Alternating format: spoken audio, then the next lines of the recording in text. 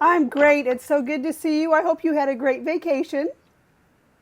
I did. How was your Christmas and New Year celebrations? It was good too, but I am glad to be back. Hi, folks. Welcome to another episode of Chillin with Adam. Adam Hamel is my 27-year-old son who transitioned in January 2011 due to injuries sustained in a car accident. Adam began communicating with me while his body was still on life support, and he has been communicating with me ever since. So Adam has brought with him a very special guest today. Without further ado, we would like to introduce you to Mr. Sexy himself, George Michael. He's saying hello, everyone. I like that introduction. Thank you. Oh, you're welcome. I'm saying, hi, Mama. I love you. Hi, Adam. I love you. He's just blowing kisses and he's saying he's glad 2017 has come to an end, and he's even happier. He says that 2018 is going to be a great year, he says. You know, it's going to be amazing. This is going to be the year that we are going to publish Adam's Gift. It's going to be good, he says. It's going to be good, and I'm super excited to see how it's going to heal people and how it's going to touch and move people in their hearts. Well, I tell you what, I recently read the most amazing book. It's called The Magic Mala, and it is a book that's based on a true story, and it's a book about manifestation. So it's about this young couple that goes from like financial devastation from being evicted to her getting the life of her dreams and his publishing a bestseller about manifestation. Wow. So 4 chapters in, I've already ordered my own mala. So this is actually a mala. It's 108 beads. So, and what you do is using each of the beads, you just state your affirmation 108 times, and you do it twice a day. So 216 times a day, I'm going, my bestseller, Adam's Gift, will bring healing and joy to millions. He's saying, it will, Mama, it will. From your lips to God's ears and everybody else's shopping cart.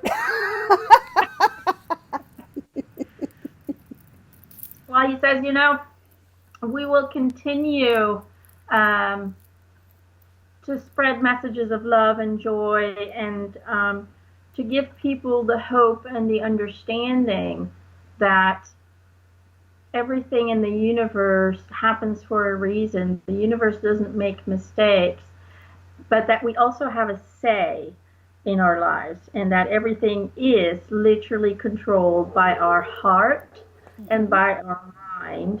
And so hopefully, as we continue to share inspirational stories, he says, it will inspire people to look at their own lives and see that they are VIPs, that they are stars and celebrities, and that a lot of these celebrities have experienced similar things that you have. And I think it's important to understand that we're all the same. There is no separation, and that every single being on this planet has to deal with emotions, with frustrations, with changes, with loss, and with progress and expansion. So I think that's our goal with Chilling with Adam, is to show that we're all just human. We all make mistakes, and we can all mount up to be the best success story that we can be. Gosh, you're a smart kid. You must have had smart mom. I think so. Thank you for that, Adam. He's saying, you're welcome. But he's saying, let's talk to Michael, because let's just say that his story is also a very unique story. But I believe that it could be inspirational in understanding the pressures of life. Okay, I cannot wait to meet George Michael and to hear his story. He's so handsome, though, isn't he? I'm He sorry, I had to say it. is. You know, he is. I put his picture side by side with Adam's. I think I'm going to use that on the blog, and it's just kind of really fun. I think those two would have been good friends. The energy that I feel is that he was very good-hearted, and that he was a very sensitive soul. Mm-hmm. And I think that's probably, I have to say I'm a big fan of his music. I'm a big fan of you. I'm sorry, but I really am. I love his music because the way that you sing, George, it's like every word he sings Mm-hmm. connects to your heart. It I don't know if you does. have that too, but there's something about, and I'm super sensitive to energy, so maybe some people won't feel that. But when he sings, the vibrations and the energy that he puts behind every word, Mm-hmm. it just goes straight to my heart, and I'm like, ooh. You know, anybody having trouble understanding what she just said, you watch one of George's videos and you can see the energy that he is putting into the lyrics. You can see it. He's saying, hello, Cindy. He's Hello, saying, handsome. I She's don't say taking that to it. anybody but my husband either. But I think in your case, he would agree. He's saying My Greg is husband thinks he is handsome. awesome. Really, Greg thinks he's awesome. Greg introduced me to his music. He was so excited because I didn't know anything about him. Most of these people I'm meeting for the first time. I've always been a fan, and I always have. He says,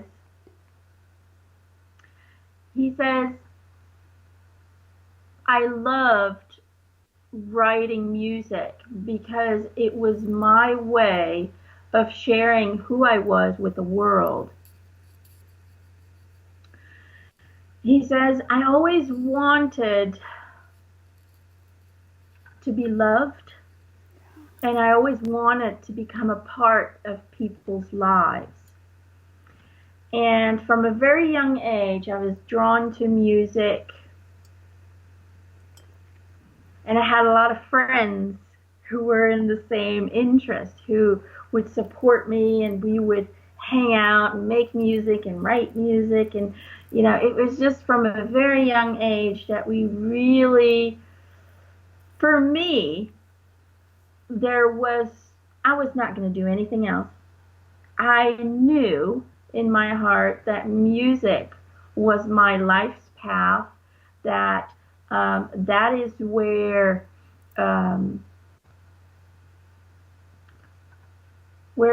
my love for life would be, he says. He says, I had an okay childhood, I can't complain. We were working class, so it was tough on mom and dad to provide for us. My mom would work 2 jobs. She had to take care of 3 children. She was kind of a neat freak. So on top of the jobs, the children, she also kind of kept our house completely spotless. Wow. And then on top of that, now my mom was a very hardworking, very warm person. My dad was a little bit more on the controlling side. He could be really tough. And so he was also very demanding on my mother. And my dad had a restaurant. And Okay. so he also expected her in the evening to then come and work at the restaurant on top of everything. And I remember growing up that my mom got angry a lot. My mom was frustrated a lot. She was just overall, from day in to day out, exhausted Oh, wow, of I bet. everything going. But she loved us more than anything in the world. She supported us more than anything in the world. And so to me, she deserved Mom of the Year, Mom of the Life award. She worked so hard to make everyone happy. She really put herself last, which she shouldn't have done. She should have taken, she should have really loved herself a little bit more and taken some time for herself. But that's who she was. The people that she loved came first, and she came last. And so I always had a great connection with my mother. It was a little less with my father. Not that he was a bad man. He just had this work ethic and this strictness. Everything had to be just like this, the way he said it was. And, it's who he was. It's also how he was raised. He was Greek. Yeah, part so of the Greek culture, yes. Yeah, you keep going, you work your butt off. It's all about structure and continuation and discipline. Yeah. And so that was just part of who he was, and I accepted him for who he was. But when it came to the point where I was like, I'm going to go into music. This is what I'm going to do, because they really wanted to send me off to a school, he says, but I didn't want to go there. I wanted to do music. My mom was supportive of me. My dad, on the other hand, he would just see me as a dreamer. He would say, "Oh, you can't sing. You need a profession, you need a job, you need a real thing." He just couldn't see how I would succeed in a business like that. Right. But, I never let that stop me. And I said, no, I'm doing this with or without your blessing. And so I really went for it. And one of my friends, Andrew, we had the same dream. And so we started Wham. We wrote a few songs. Careless Whisper was actually one of the first songs that we wrote. It didn't come out later till after we had split up, but it was actually one of the first songs. Wow. And so what we did was made a little demo, send it in, and just things started rolling from that moment on. And so we got like a contract, and then we got really lucky. Although you can't really consider, now I know it wasn't luck, it was meant to be. Right. But back then we were like, oh my God, this is it, we're getting lucky.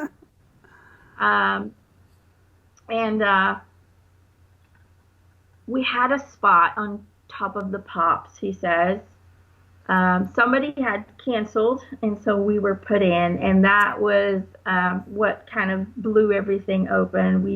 We performed our songs, and people just went crazy for it. He calls it Young Guns. I don't remember that one, but that was the song that they performed.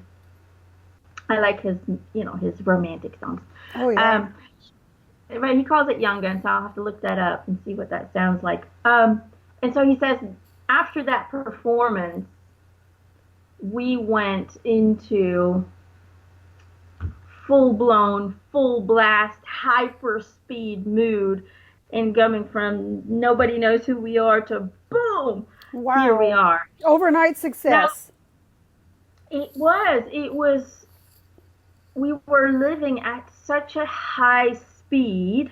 Oh yeah. That, for a long time, I didn't quite remember what had all happened in those years. Right. Because you just don't have time to fully enjoy it. You don't have time to actually stand still and become aware of what's going on. You're just going boom, boom, boom, And I was young. We were very young, but I had Andrew, and Andrew was the confident one. He was the drive. And he was the one who, he would make us laugh. We would have fun. He was the one who kind of kept me going, because I've always been a very shy person, he says. I've always been very timid. I didn't have the self-esteem that Andrew had. And looking at my life, I never fully claimed that self-esteem. Okay. It was never there. so he was kind of my support. Whenever we went somewhere, Andrew would go in first and I would follow. That's just how it was. He was the confident one, and he really um, kept me on my feet. I could handle what was being thrown at us because he was there to make everything, hey, this is just fun. Let's just have fun. I was the one where everything became serious. Oh, I would overanalyze things. I would okay. categorize things. I would, every little thing that happened, for me was like, oh my God, they're moving mountains. While, Andrew was like, nah, it's just a little hill, it's fine. So Andrew was my support. And I know a lot of people, there were speculations later on if I ever had a romantic relationship with Andrew and all of that. I didn't. Okay, let's just get that out of the way. You two were Um, just friends. Best friend. Right. He was my best friend. He wasn't my type, to be honest. He's saying he was just too good looking. I like Oh, the rougher kind of men. But anyway, he was my support. And so um, as we got a little bit older, we always made songs that were fun and bubbly. And I don't know, it just kind of felt like I wanted to grow up. I don't know if that makes sense, he yeah, says, but emotionally. I felt like, yeah, I wanted to grow up and I wanted the music to grow up with me, To to reflect your become maturity. serious, mature, yes. Yeah. And Andrew, I think the breakup did hurt Andrew. But I think also that Andrew, he's pausing a little bit. He's saying Andrew was also kind of tired of being the sidekick. Mm-hmm. And so the decision was made that we would split up and we would go our separate ways, but by doing so, I lost my support. Oh, okay. Did you not remain friends? We did. No, we did. But when you're on tour and when you're, they're throwing you from one interview to the next interview to that promotion, and you're there alone, and you don't have anybody to lean on, to kind of have your back, to make fun. Mm-hmm. It becomes very lonely, and Sure. He balanced you. He grounded you. he was my grounding. He was my support, and he was the person that I could um, count on to kind of keep me sane. And I know that Yeah. sounds weird, but No, not at I was all. Not to me. Greg is that for me. right. Gerald is that for me. Without Gerald, I mean, I'd be all over the place. I think. He really is the one who has to settle down, calm down. We all kind of need someone Yeah. we all, I think, and this is what Adam is saying, we all need a yin to our yang. That's We right. need somebody to balance us out. And so George says, as soon as this happened fast, he says, keeping in mind that I was already kind of an unstable personality within myself because I Okay. wasn't, I didn't have the confidence and the strength within myself to kind of handle the attention in some way, to handle the demands that Right. people do. Especially in the music business, he says, there is such a demand. You need to perform. It needs to be right, And then on a kind of subconscious level, you feel that even your fans put a demand on you. It needs to be good. It needs to be right. But really what's happening is you're putting that upon yourself. That's what Sure. I was, you know, you you want it to be right. You don't want to be judged. And so you want it to be perfect. And I was very perfectionistic. And I was a person who did have a hard time kind of allowing others to help me in my music writing and all of that. So trying to do everything on my own, putting those pressures upon myself, and then having the label companies, the record companies putting pressure on you. You got Right. to do this, you got to do that, you got to do this, you got to do that, and promote yourself. Um, it just became too much, too fast, Yeah. and without that kind of support that's there every minute, everything we do, without Hmm. having that, I really collapsed. And yes, I want it to be loved. Yes, I want it to be famous, you know. But I didn't think that the pressure of fame would really make me crumble inside. Okay. And so after the Faith album came out, and it went crazy in America, Now, a wasn't lot. that your first solo album? That was the first. Okay. Is that the first? I think so. I didn't know anything about him, so I did a little bit of research. So I would, know I'm just something. joking. I want to be able He's to shaking ask his good head. questions. So, yeah, okay. Yeah, he's just shaking his head. Okay. Um, and he's showing me how in America it exploded. Yes. The album went big, a lot bigger than in Europe, he says. Okay. Uh, and he says being famous in Europe is a lot different than being famous in America. Really? Do People, tell. yeah, he says they respond a lot more different. Um, in Europe, people in some way or form will still kind of respect your privacy. In America, Okay. I would have to hire bodyguards, and I would have to, there was paparazzi everywhere. I couldn't go outside for 1 second, and you would be taking pictures of. So it just went crazy. People became obsessed with me, and the more attention I got, the Hmm. more I started hiding. No kidding. Who wouldn't? Imagine not being able to do anything without people interested in your every move. Every move. He says it's weird because I never expected that reaction. And so eventually, what you start doing is the more you hide, the more you start to revolt, the more you start to become um, dismissive and aggressive towards people invading your privacy, towards people not respecting what you need. Um, because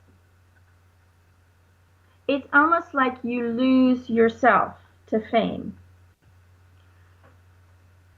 The fun, I'm having fun, I'm making music, I'm doing what I love, that kind of energy disappeared and slowly was replaced with you're a superstar now. You need to do this, you need to do that, this is expected of you.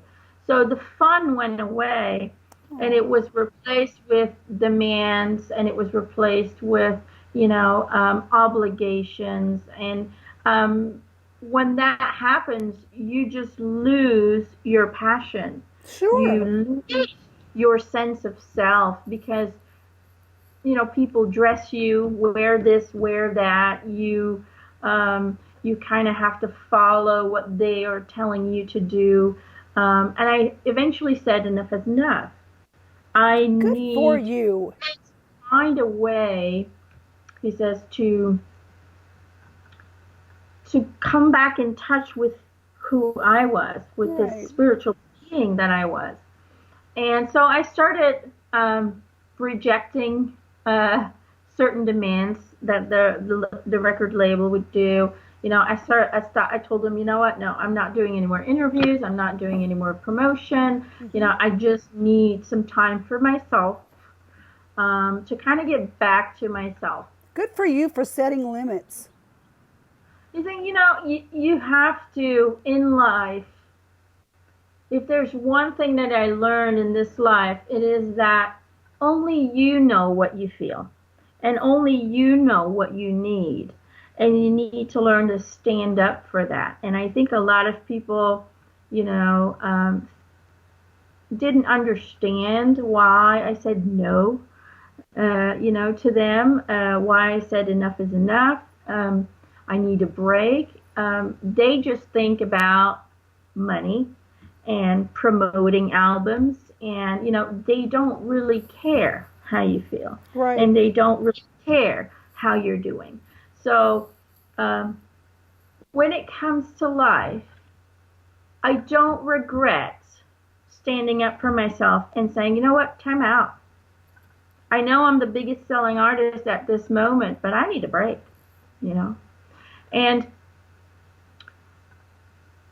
standing up for yourself, he says, is going to be the only way where you get to heal and where you get to kind of come to terms with who you really are. We can't find ourselves when we're always on the run, when we're always on the move. And I think a lot of people, especially now, we live in such a hectic world. We live in such a high-paced society that somewhere along the way we lose ourselves and we become part of a machine. Yep. You don't even have time to process what's happening to you before something else happens. He says exactly. And it's, the society we live in right now has brainwashed us to believe that the meaning of life is to produce and to consume. Why? So we could, you're saying you're laughing, but it's true. No, I'm laughing in irony because I absolutely believe you. It's true, isn't it? He says, yeah. Why do they program us like that? Because the program starts in school, they will program you to produce something. You need to become this or that, or a doctor, or or a pharmacist, or whatever. You need to become part of a world where production and consuming things is the ultimate goal. If you they brainwash us, they program us, if you buy this and you buy that, you'll be part of the cool ones. If you do this and you do that, it will make your day better. If you drink Coke, you're gonna be, you're gonna feel so happy. That's what commercials. For sure. You clean your toilet with this brand of cleaner and you're going to be the happiest lady on the block. Exactly. So there's this constant brainwashing going on how you should feel, what you should do, and where you should be going. Right. And when a person decides to go into an artistic kind of direction, people go, I don't know. Yeah, and when you do succeed in it, then again you become a product of producing, absolutely, consuming, and so on. And so we lose ourselves in that, and we lose ourselves in the high-paced society. And I lost myself. I couldn't handle the pace anymore.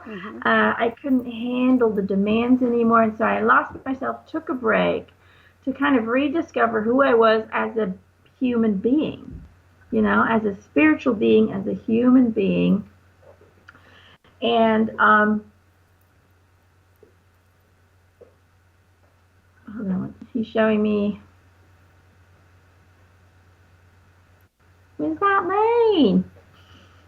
George, use thoughts. It's easier. Okay. He was showing himself sitting on an island, all by his lonesome, just looking around, going, so who am I exactly? He took some space for a while. So he took space. He says he needed to get away from everything, but they keep hassling you, they keep following you. Paparazzis are always there, so it's really hard to get away. And eventually, you kind of become a hermit. I became a hermit, and even my family, even my friends, I started to lose contact with them. And they when they did come over, they would say that I was changed, that I wasn't the same person anymore. And I didn't like that. I didn't like the fact that they didn't recognize me, not the outside, of course, but they didn't recognize the person that I used to be, the fun, I loved life. I loved to have fun. I loved to just entertain. And when they met with me, I was depressed. I was down. I didn't feel happy. I didn't know who I was. I didn't know what direction I wanted to go into. So there were so many questions that I was struggling with. And then something wonderful happened. He says, for the very first time in my life, I fell in love. Aww. And in some way or form, when we fall in love and that person respects you, supports you, loves you unconditionally, without any demands, without any, just loving a person because you love him. That's basically it. No expectations came from me. My whole world changed. Aww. It only took maybe 5 minutes. When I saw him, I knew he was my soulmate. I knew instantly he's the one. And I saw him during a concert I was giving, and he was standing in the front row. And I looked at him, and he looked at me with this kind of crooked smile and this, I don't know, this love in his eyes. And I was so shaken up by how he made me feel just by looking at me like that. Wow. That I tried to avoid that part of the stage. You be breaking guitar strings. Went that way. Because I didn't know what to do with all these things. These emotions were bursting out of me, and I was like, "Oh my God, I can't screw up my concert here, so I'm going to stay away on this side." And so we met up after the concert, and this was my soulmate. He is a part of me, and I'm a part of him, and right now we're together as well. We still haven't separated. So. You're talking about Anselmo. Yes. Yes. He's still blushing when he's talking about it. It's Oh, how sweet that they're still in love where they are. He is making me blush. Aww. So, love, in that moment, I understood that love is the answer to a broken heart. Love is the answer when you're lost. And I'm not saying that everybody who's lost got to go into a romantic relationship. Right. But overall, unconditional love, support, without any expectations, is what we need in order to heal ourselves. We need to have, and I think that's what Greg does for you, he says, you need to have that person who looks at you and who sees your true soul. That's right. Who doesn't see a person who, you can give me love, you can make me feel better, who doesn't demand things on you, but who just wants to share life with you, who just wants to be a part of your journey and support you and love you unconditionally. And that, my friends, he says, is what's going to heal the world. And what you're seeing right now, everything that's been going on, it might seem from the outside perspective that these are all negative things that are happening, and all these horrible stories about Hollywood are coming up. But really, people, they are coming up because there is love. Because these people had enough self-love to say, you know what? I'm not going to take this. I'm going to stand up for myself. And what happened after that? You had more and more people sharing love and saying, hey, I'm with you. We're going to do this. We're going to support you. We're going to love you, despite everything that happened. And so now you're seeing that women, and I love women, he says they are such, incredible beings. I love men too, but, women have this depth when it comes to love and compassion. It's just part of the female energy. Mm-hmm. But you can see how women and even men are now standing up and saying, you know what? We've had it with this. We've had it with injustice. We've had it with men being raped, females being raped, women being raped. Enough is enough, and we're saying no with love in our hearts for the people. Okay? Mm-hmm. So that's what's going on right now, and I think that's why I am very happy to say that 2018 will be filled with love and support, and most of all, understanding for how different we really are and how equal we really are. We are all very much individuals who we live our own lives, we have our own demons, we have our joys. And although every experience is unique, we all still experience the same energies, just in a different way. So we become, I don't know if that makes any sense, he says, but we become one by projecting, by being open, by showing the world just how unique we really are. Does that make sense? Absolutely. So that's what it's about. It's about no one's left behind. Allow everyone to be who they are. If they need rest, you give them the rest. If they need a break, give them a break, And that's how society will come to a place, to a point where there's 100% respect for what an individual needs, and there's going to be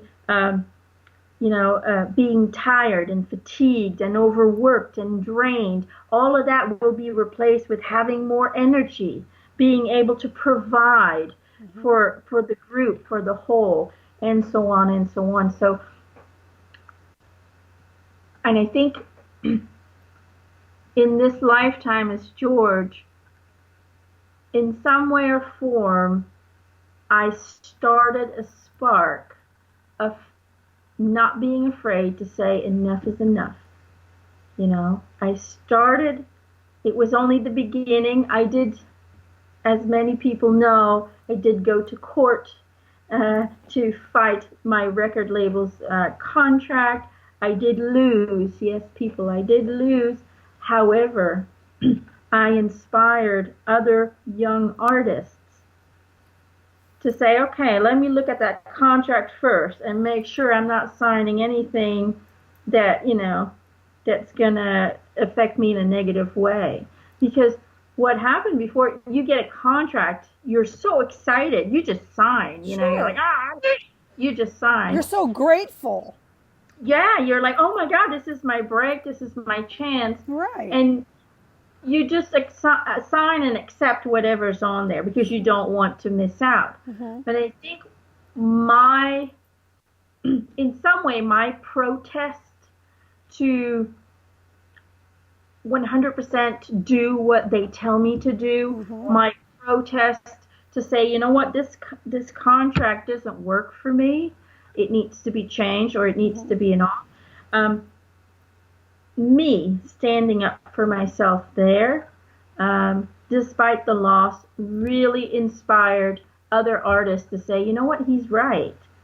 Some of these contracts are not livable, and what they demand of us isn't even human. It's not. So, or it's not humane. So, I think in that aspect, I provided a little bit of a stepping stone towards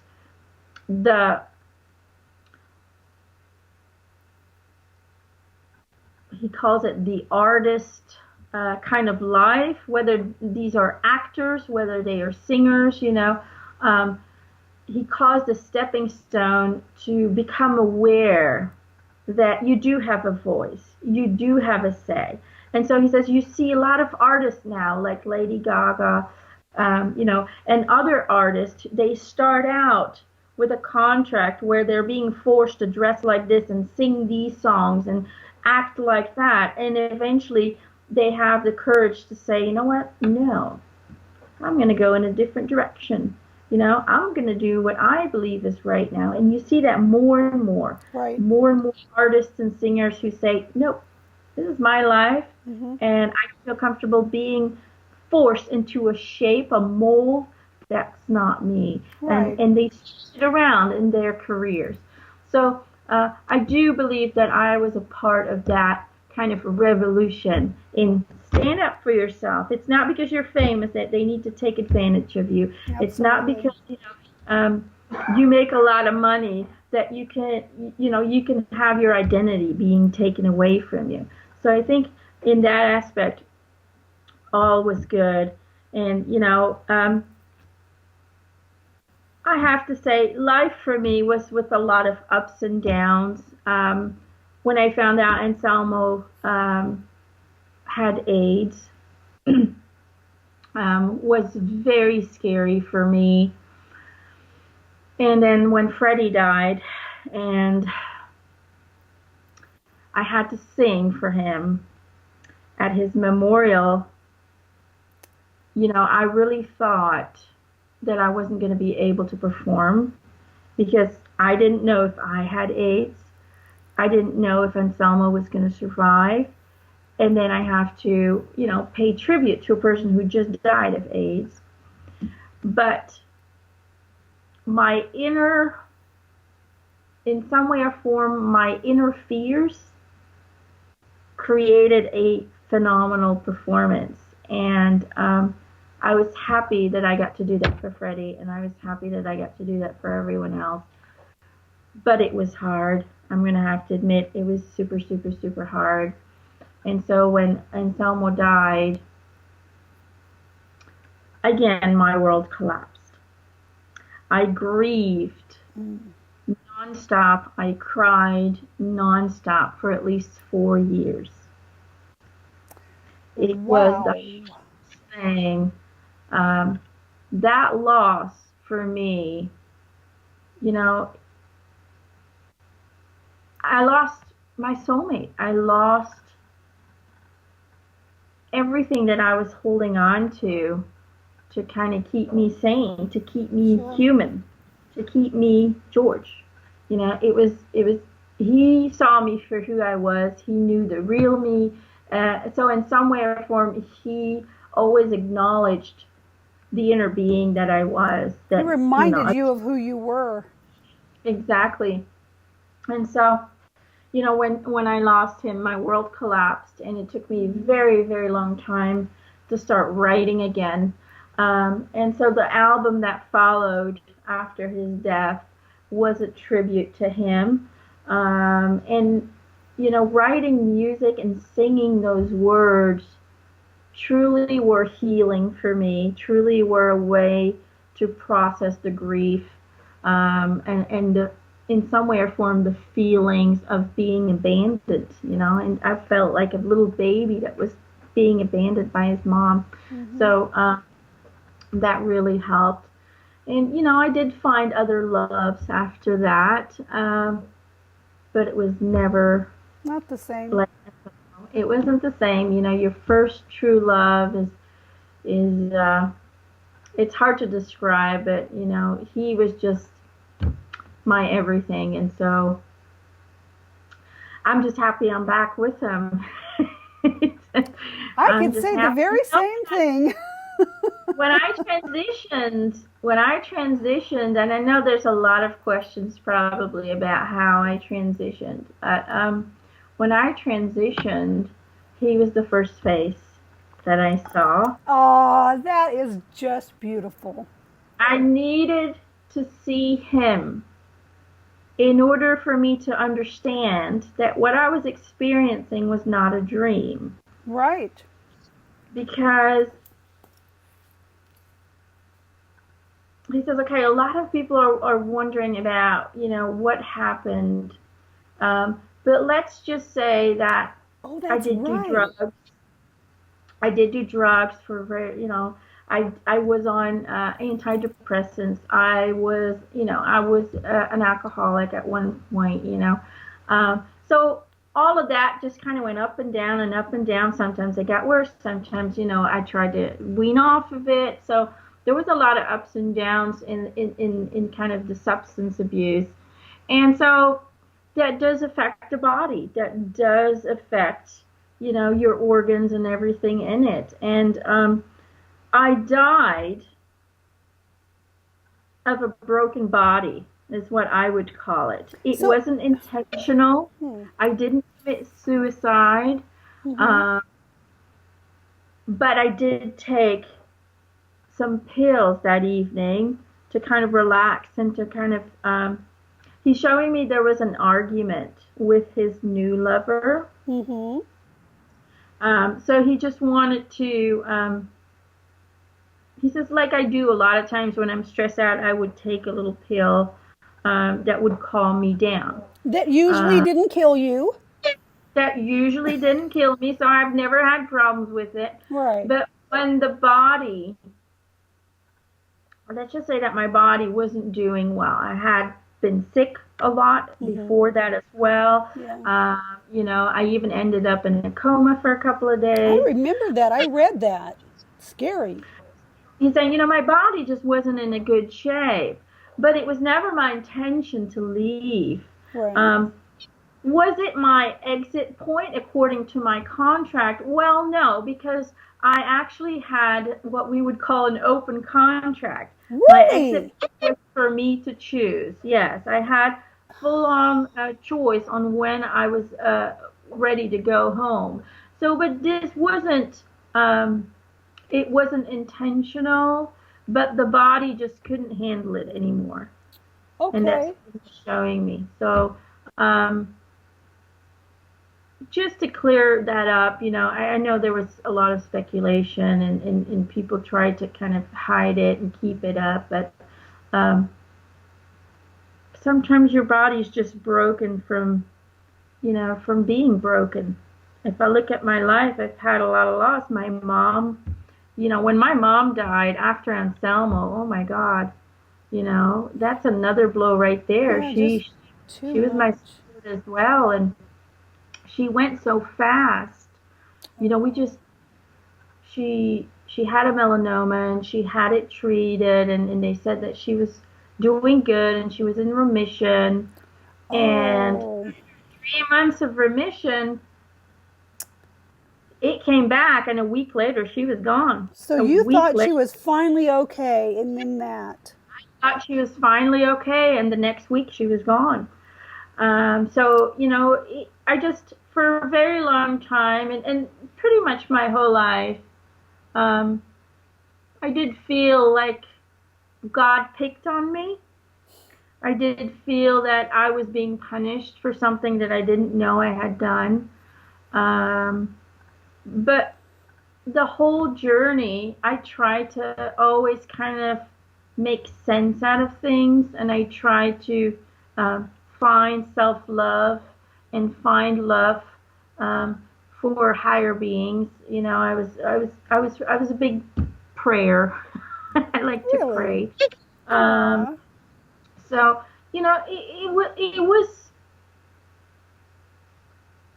was a roller coaster life, he says. It was a life with only very high ups and very high lows, very low. So Right. With no time to process what never, happened. it was never Yeah. fully balanced. Mm-hmm. There was never a moment to kind of take a breath and Right. relax. Right. It was, it was up or down.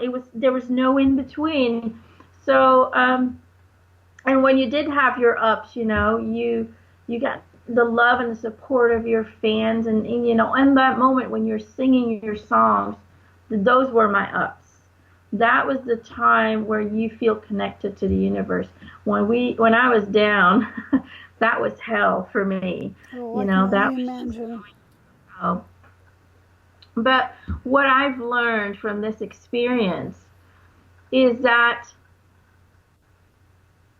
happiness lays in little moments divided It's over your true. course of your lifetime.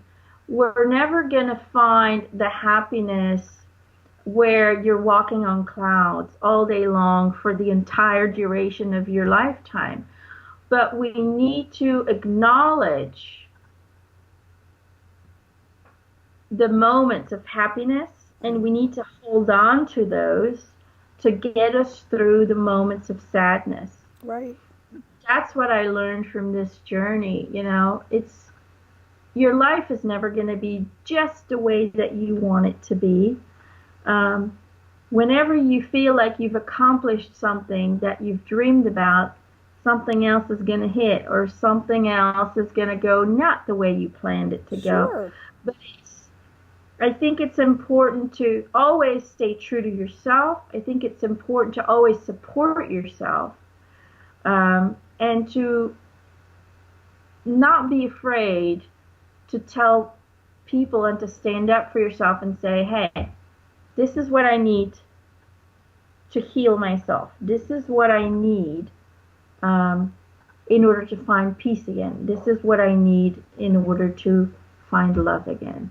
I think those are the most important things that I wanted to share with people, is to stand up for what you need so you can then, progress in life with love, with compassion for yourself, and with balance and with peace.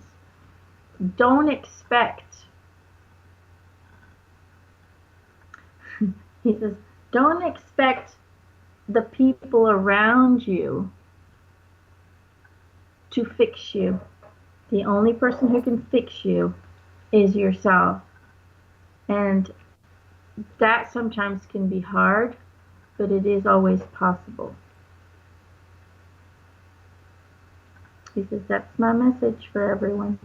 That's a Love you. beautiful, beautiful message. And in order to do that, in order to take care of yourself, it does require, private time to yourself and some space.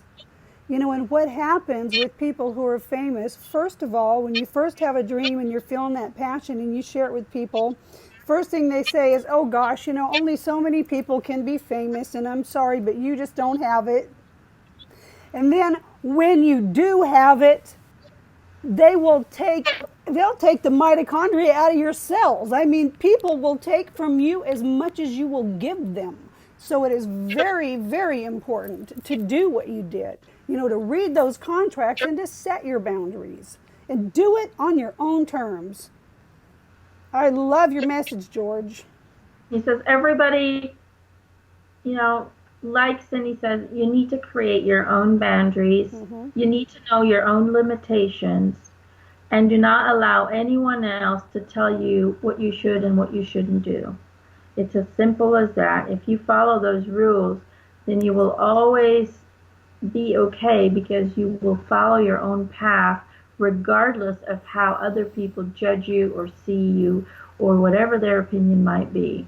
Follow your heart, set your own boundaries, get to know yourself, understand what makes you tick, understand what makes you upset, understand what hurts you, but also understand what makes you thrive and what makes you happy and what makes you feel like, yeah, you get that yeah feeling, he says. So get to know yourself. Um, he says, and once you discover your true nature, the people around you will accept that. They Yeah. won't fuss about it anymore. Yeah. Absolutely. We teach people People, how to treat us. yeah, he says, believe it or not, that how people respond to you is really a reflection of the energy that you're sending out about yourself. I felt attacked, but really I was so insecure within myself that I was actually attracting that. Ah, So, um, it's also very very good to understand that how you feel about yourself will ultimately also affect how other people see you. It's also another important thing, he said. that's very, very good advice. Thank you so much for coming and chilling with us, George. He says you're very, very welcome. Thank you for listening. My pleasure. So, can I ask you, what do you think of my boy? He's a very incredible young man because he never changed who he was for no one. He stayed true to who he was. He knew who he was, You did. um, and he stuck by it. He stuck with, hey, this is me. You either like it or you don't. So I wish I had that strength that he did. But yeah, he's pretty amazing. Thank you. He is pretty amazing.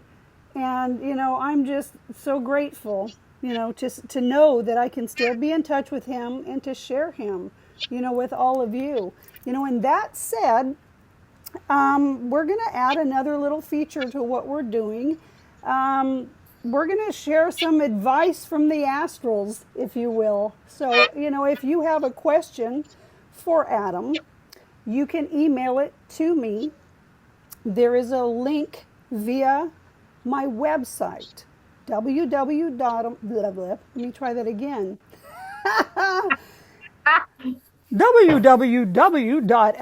www.adamsgift.net. That is our website. That's where our blog is. And my email address, you can email me via the website. My email address is cindywilliamsadams@gmail.com. So you can send your questions there.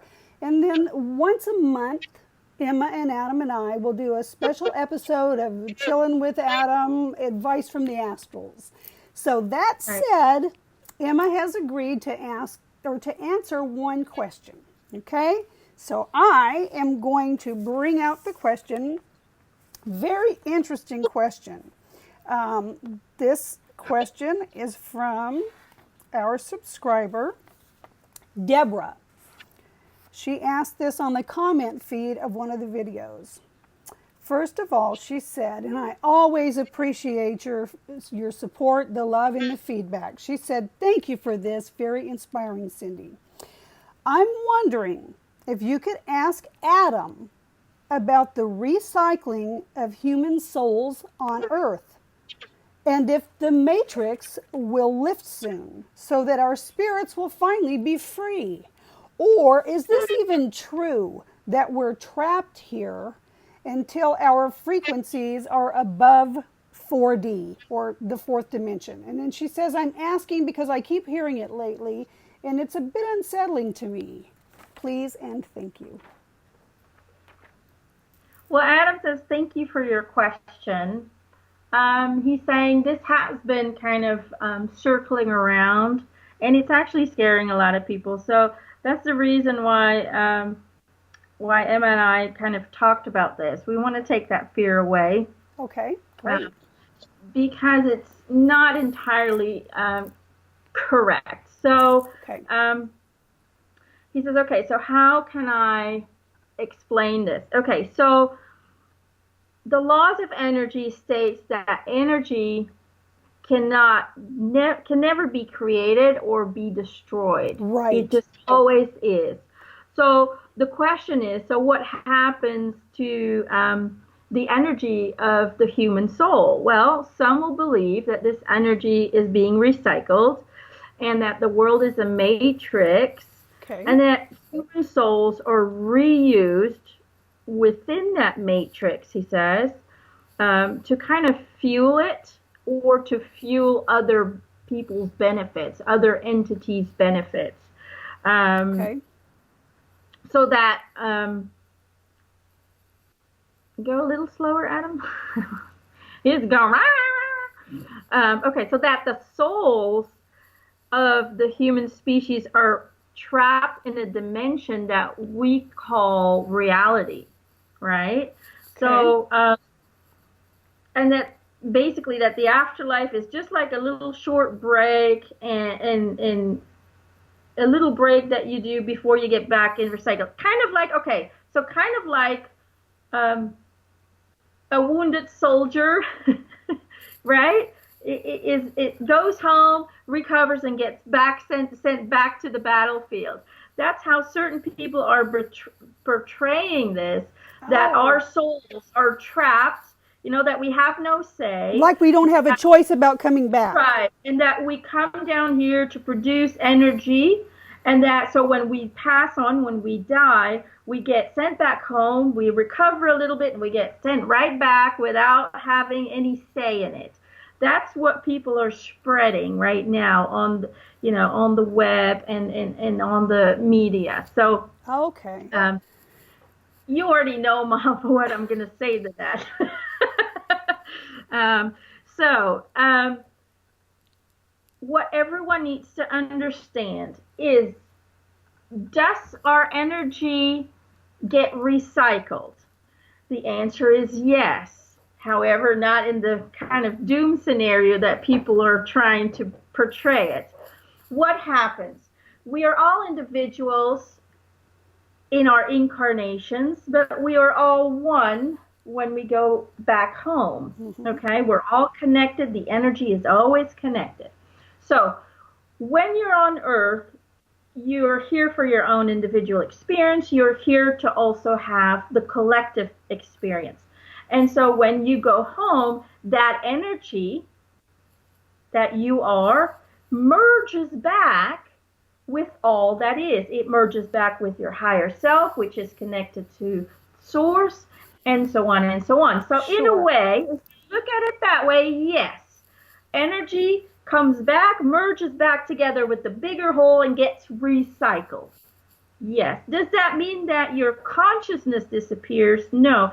Does that mean that the identity disappears? No, because it is an imprint on that energy, like a fingerprint that is you, and that will always exist as the energy cannot be created or destroyed. Right. It just changes. Changes forms. So the answer to is the energy being recycled? Yes. However, you are never, ever, ever forced to go back against your will. There is complete free will in making the decision to incarnate, yes or no, and you also have complete free will into the decision making. Who do I want to be? What do I want to experience? Okay. What kind of growth would I like to see? So there's never any talk about, okay, you need to go down because you need to create energy to provide other entities with energy or for this or that reason. Because some people have even gone to a point where they say these are alien beings who are using our souls to, to charge a battery in some way or form. So, okay, Right. Yeah. it's It's like, hey, you 99%, hurry up and figure out who you're going to be next so you can go down there and be slaves for the 1%.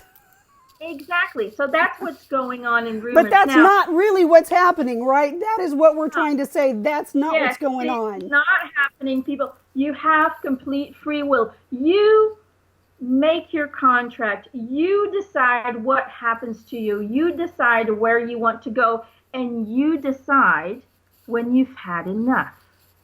There is always an exit point if you want it. I don't recommend it. We're here for, for development. We're here because we chose to be here. Right. But know that at any time, if you want to go home, you have that free will. So there is nobody holding you prisoner here to provide energy for something else. Does that make sense? There is complete free will within you. Whether you decide to come back or not is not of the importance. He's even giggling a little bit. He's saying this is so silly. So, so no, people, we are not being used. We are not trapped in a matrix until we move to a different dimension. Okay? What happens is, is the world changing right now? Is it moving to a different dimension? Yes. Are the vibrations evolving and changing? Yes. And humans kind of have to, in order to kind of be able to be comfortable on this planet, we have to evolve with the planet. Right. It's just how it is. But can you get stuck? Can your soul get stuck in a dimension? No. Why? Because your soul is constantly evolving and changing. And it's not just you individually, but the world around you helps your vibration to change and to shift. So there's always progress going on. So I don't know if it all makes sense, but basically our energy is recycled, but we are never trapped or held down or forced to work as like a concentration camp, of souls that need to produce energy in order to, provide other beings with energy. It's never like that. There's always free will in everything that you do. And don't forget, he says, that idea of you guys have to incarnate to produce energy for something else, that is a vision of duality, and that the human race is the only race that has that duality. So when you go home, there is no you or me or the others. There's only us. Yes. That's it. Make sense? I think it makes beautiful sense. We came here to be co-creators. We literally are creating our own reality. We're not here slaving for somebody else. And if you feel like you are, then you might want to regroup and create a different reality. We attract what we are, we attract the frequency that we're sending out there. So if you don't like what's coming to you, change what you're putting out. Yeah, and if you feel like you're enslaved, change it. Because the only person who can allow you to feel that way is you. True. I mean, we can't control everything that's going on around us, but we can control how we react to it. And how we feel, how we choose to see things. There's complete free will in your mindset, your patterns, and your emotions. Nobody can hurt you unless you allow them to. Nobody can entrap you unless you allow them to. If you look at Nelson Mandela, he was stuck in a cell for a very long time. He sure was. Nobody ever imprisoned him because his heart wouldn't allow it. That's beautiful and so very true. And the same with Anne Frank. She still found beauty out that window. Yep. It's all in how you look at it. It's all in what you allow yourself to feel.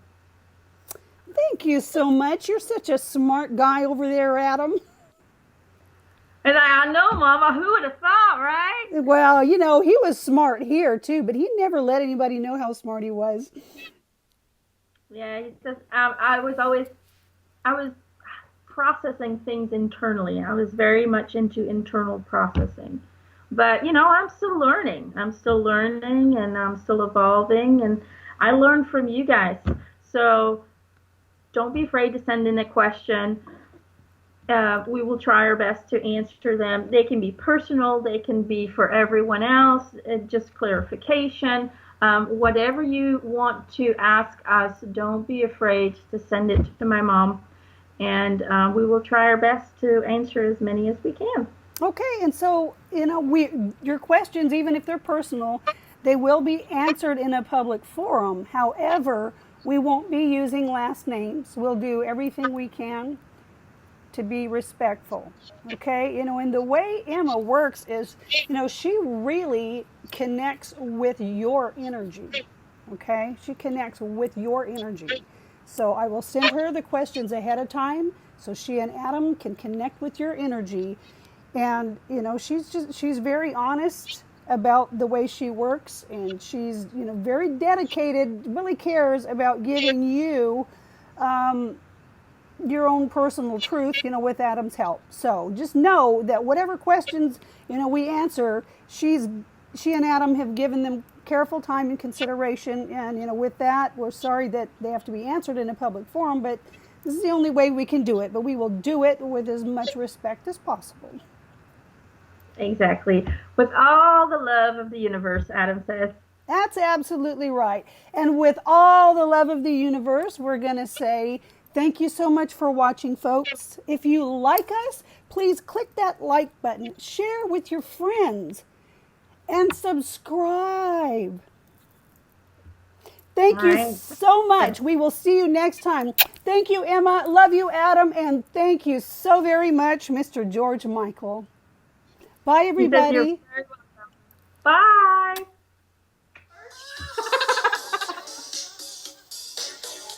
Yeah. I love that man. I really do. He is so cute.